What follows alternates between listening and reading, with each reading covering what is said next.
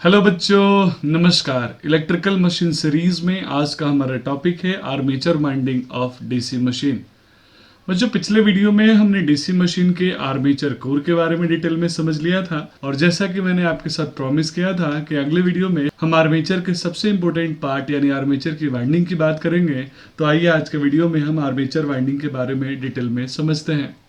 बच्चों, वीडियो शुरुआत करने से पहले मैं आपसे पूछना चाहता हूँ, अगर कुछ क्वेश्चंस आपके सामने इंटरव्यू में रखे जाएं तो क्या आप उनका जवाब देने में सक्षम हैं? आइए एक एक करके उन क्वेश्चंस को समझते हैं। जैसे पहला क्वेश्चन हो सकता है, what is the purpose of armature winding in DC machine? यानी डीसी मशीन में आर्मेचर वाइंडिंग का क्या पर्पस है, क्यों यूज करते हैं? सेकंड क्वेश्चन आपके सामने हो सकता है, what are the two main types of armature winding?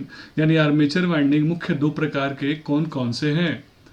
तीसरा हो सकता है बच्चों, what is the difference between lap and wave winding? आप सब जानते होंगे डीसी मशीन में स्पेशली आर्मेचर वाइंडिंग के दो टाइप्स हम पढ़ते हैं, लैप और वेव वाइंडिंग। तो लैप और वेव वाइंडिंग के बीच में क्या डिफरेंस है? चौथा क्वेश्चन हो सकता है, what is the advantage of closed winding over open winding?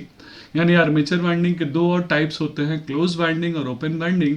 तो इन दोनों के बीच में कंपैरेटिव एनालिसिस आपको आना चाहिए, जैसे कि क्लोज वाइंडिंग का ओपन वाइंडिंग के ऊपर क्या इम्पैक्ट है, क्या पॉजिटिव इम्पैक्ट है, ये सब आपको पता होना चाहिए। चलिए एक और क्वेश्चन में डिस्कस कर लेता हूँ। How does the number of turns in the armature winding affect the generator's output voltage? यानी नंबर ऑफ टर्न्स बढ़ाने से, आर्मेचर वाइंडिंग के नंबर ऑफ टर्न्स बढ़ाने से जनरेटर के आउटपुट वोल्टेज में क्या इम्पैक्ट पड़ता है? बच्चों, मुझे उम्मीद है आप इन क्वेश्चंस को ऑलरेडी पहले से पढ़ चुके हैं। नहीं पढ़े हैं तो स्वाभाविक है, मैं इसीलिए आपके साथ हूँ और आप इस वीडियो पे हैं। अगर आप पढ़ चुके हैं तो मैं आपसे रिक्वेस्ट करूंगा कि जिस भी क्वेश्चन का आंसर आप जानते हैं जरूर कमेंट में लिखें। कमेंट में लिखने का एडवाइस देने के पीछे एक सिंपल सा पर्पस है। जब तक आप लिखेंगे नहीं तब तक एग्जैक्टली आप ये नहीं समझ पाएंगे कि आपको वाकई सही में आंसर वो आता है या फिर गलत। और अगर आप ये प्रैक्टिस अच्छे से करते हैं, अगर आप मेरे इंस्ट्रक्शंस को समझते हैं, तो स्वाभाविक है इसका बेनिफिट आपको मिलने वाला है।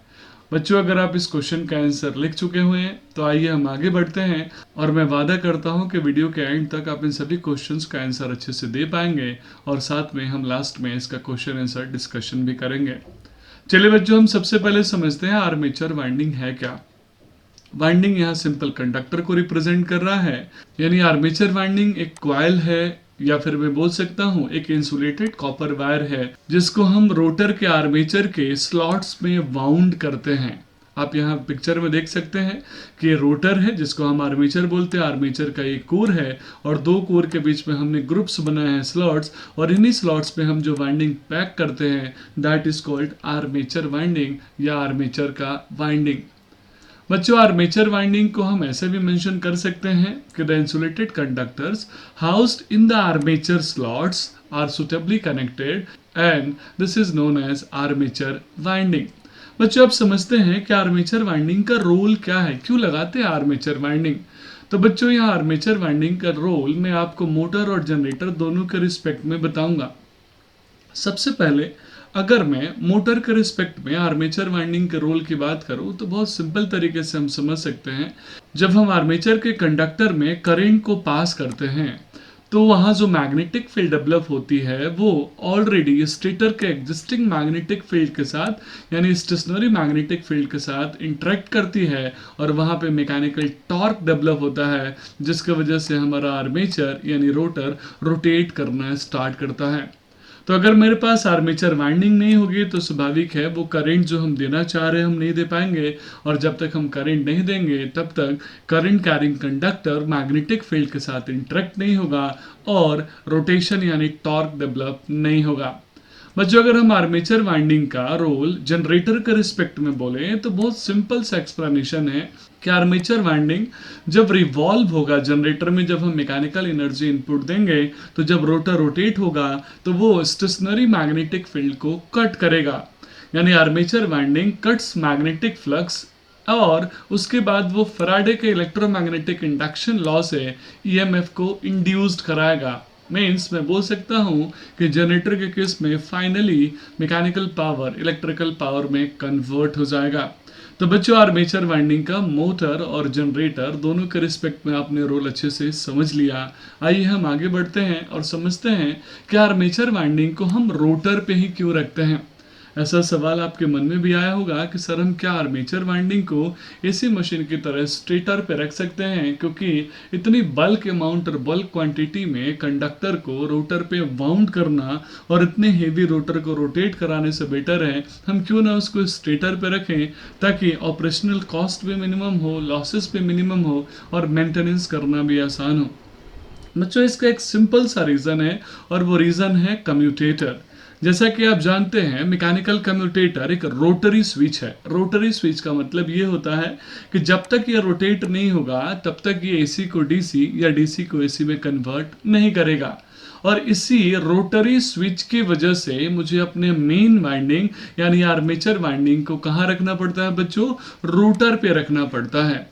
जब हम डीसी मशीन से एसी मशीन में स्विच करते हैं तो वहाँ पे कम्यूटेटर सबसे पहले हम रिप्लेस करते हैं, और इसीलिए हम अपने मेन वाइंडिंग यानी आर्मेचर वाइंडिंग को इजीली रोटर से स्टेटर पे शिफ्ट कर सकते हैं और करते भी हैं।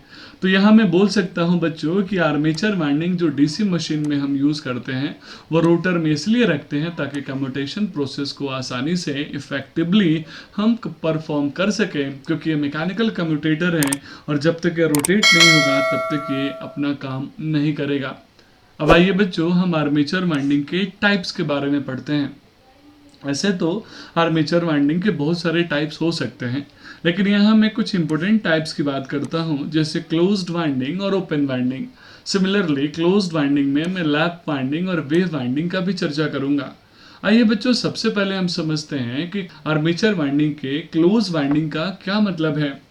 यानी मैं बोल सकता हूं कि आर्मेचर का क्लोज्ड वाइंडिंग एक क्लोज सर्किट वाइंडिंग है। क्लोज सर्किट मीन्स जो क्लोज लूप बनाता है, यानी ये फाइनली एक क्लोज लूप को फॉर्म करता है। और आप ऐसे समझ सकते हैं कि क्लोज वाइंडिंग होने की वजह से इस आर्मेचर वाइंडिंग में कंटिन्यूअसली करंट का इजीली फ्लो होता है, और ये मोस्टली डीसी मोटर्स या जनरेटर्स में हम इसको यूज भी करते हैं, ये यूज होता है। आइए अब हम ओपन आर्मेचर वाइंडिंग के बारे में समझते हैं कि अगर हम ओपन सर्किट आर्मेचर वाइंडिंग के बारे में बात करेंगे तो मैं बोल सकता हूं कि open armature winding open circuit winding भी कहलाता है। मीन्स ये कंप्लीटली क्लोज लूप नहीं बनाता है, कंप्लीटली कनेक्टेड नहीं होता इसका, यानी इसके कुछ पोर्शन में ही करंट एक बार में फ्लो होगा, रिमेनिंग पोर्शन जो कि क्लोज नहीं है उसमें करंट आगे कंडक्ट नहीं होता है। ये कुछ स्पेशल एप्लीकेशंस के लिए ही हम डेवलप करते हैं, जैसे वोल्टेज रेगुलेशन का टास्क हो, करंट लिमिटिंग का टास्क हो, या फिर स्पार्कलेस कम्यूटेशन का टास्क हो। इन सभी जगहों पे हम आर्मेचर वाइंडिंग का open armature winding format use करते हैं। अब चलिए बच्चों इतना पढ़ने के बाद मेरा वापस समय आ गया कि अब हम इंटरव्यू के कुछ क्वेश्चन आंसर्स को फटाफट रिकैप कर लें। पहला क्वेश्चन आपके सामने मैं रख रहा हूँ, what is the purpose of armature winding in DC machine. चलिए अगर आपने कमेंट कर दिया हो तो मैं जवाब आपके साथ शेयर करता हूं कि हम मोटर और जनरेटर दोनों के रिस्पेक्ट में चाहे तो डिटेल में बता सकते हैं, या फिर शॉर्ट फॉर्म में हम इंटरव्यूअर को बोल सकते हैं कि आर्मेचर वाइंडिंग में इलेक्ट्रोमैग्नेटिक इंडक्शन होता है जिसकी वजह से ईएमएफ इंड्यूस्ड होता है, करंट जनरेट होता है। या फिर मोटर के रिस्पेक्ट में बोलना है तो आप ये भी ऐड कर सकते हैं कि आर्मेचर वाइंडिंग में current carrying conductor magnetic field के साथ इंटरेक्ट करके रोटेशन यानी टॉर्क डेवलप करता है। आइए बच्चों हम सेकंड क्वेश्चन की तरफ बढ़ते हैं, why is armature winding important in DC generator. यानी डीसी जनरेटर के केस में आर्मेचर वाइंडिंग क्यों इंपॉर्टेंट है। तो बहुत सिंपल तरीके से आप इसका जवाब दे सकते हैं कि डीसी जनरेटर में जो हमें मैकेनिकल एनर्जी इलेक्ट्रिकल एनर्जी में कन्वर्ट करनी है और वो भी डायरेक्ट करंट के फॉर्म में, इसीलिए यहाँ आर्मेचर वाइंडिंग का रोल इलेक्ट्रोमैग्नेटिक इंडक्शन को परफॉर्म करना है, और यहाँ इलेक्ट्रोमैग्नेटिक इंडक्शन के लिए हम आर्मेचर वाइंडिंग को यूज करते हैं जो कि मैग्नेटिक फील्ड के साथ इंटरेक्ट करके ईएमएफ इंड्यूस्ड करा सके।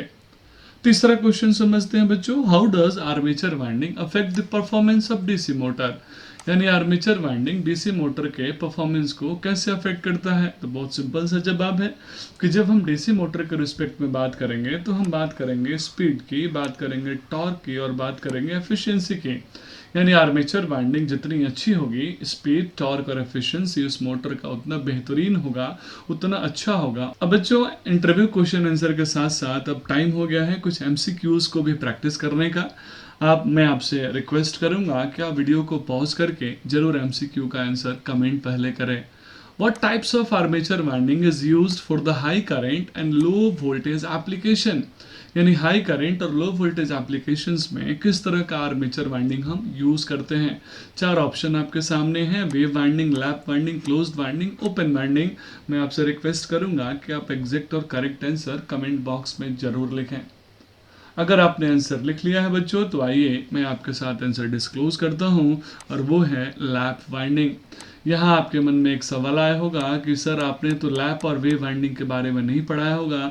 तो डोंट वरी बच्चों, अगला जो वीडियो है वो डिटेल्ड लैप और वेव वाइंडिंग के बारे में है, क्योंकि लैप और वेव वाइंडिंग काफ़ी डिटेल्ड में स्टडी करने की ज़रूरत है।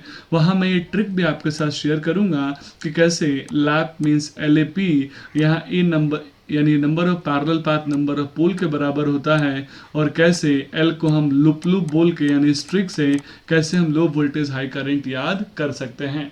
आगे के वीडियो में आपको डिटेल में मिलेगा, आप उस वीडियो को जरूर देखें। अगले एमसीक्यू की तरफ बढ़ते हैं। What happens to the generator's output voltage if the number of turns in the armature winding increase? यानी अगर हम आर्मेचर वाइंडिंग में नंबर ऑफ टर्न्स को इंक्रीज कर रहे हैं तो उस केस में जनरेटर के आउटपुट वोल्टेज में क्या इम्पैक्ट होगा। और इम्पैक्ट आपके सामने है, डिक्रीज होगा, इंक्रीज होगा, या फिर रिमेन सेम, या फिर बिकम जीरो। ABCD में से जो भी करेक्ट आंसर है आप जरूर कमेंट करके बताएं। तो बच्चों अगर आपने कमेंट कर लिया हो तो आइए मैं ऐसा ही आंसर बताता हूं, और वो है C मीन्स इंक्रीजेस।